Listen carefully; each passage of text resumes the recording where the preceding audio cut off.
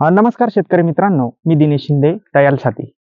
शेतकरी मित्रांनो, आज कांदा लागवड होऊन जवळपास 60 दिवसांचा कालावधी हा उलटून गेलेला आहे. तर कांदा पिकाला जे आवश्यक घटक आहेत, जसे मुख्य अन्नद्रव्यामध्ये नायट्रोजन, फॉस्फरस आणि पोटॅश, यापैकी आपल्या भारतीय जमिनीमध्ये पोटॅशची कुठलीही कमतरता नाही. परंतु आपल्या भारतीय जमिनीतला जो पोटॅश आहे, तो चल स्वरूपात नाही.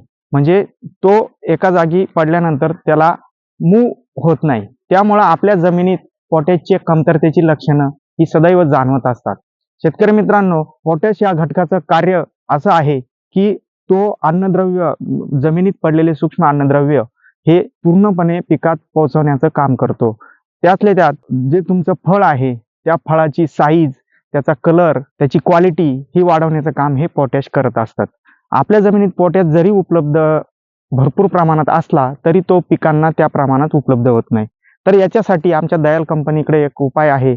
आमचं सुपर ॲक्शन पोटॅश लिक्विड हे जर तुम्ही 200 लिटर पाण्यासाठी 500 मिलीची जर त्याची फवारणी केली, त्याच्यामध्ये असलेलं ग्लुकोनेट फॉर्म पोटॅश असल्यामुळे ते पिकाला त्वरित उपलब्ध होतं आणि तुमच्या पिकाची क्वालिटी, तुमच्या पिकाचा फळाचा कलर आकर्षक बनतो. तसेच त्याचं उत्पादन वाढण्यात नक्कीच तुम्हाला याची मदत होणार आहे.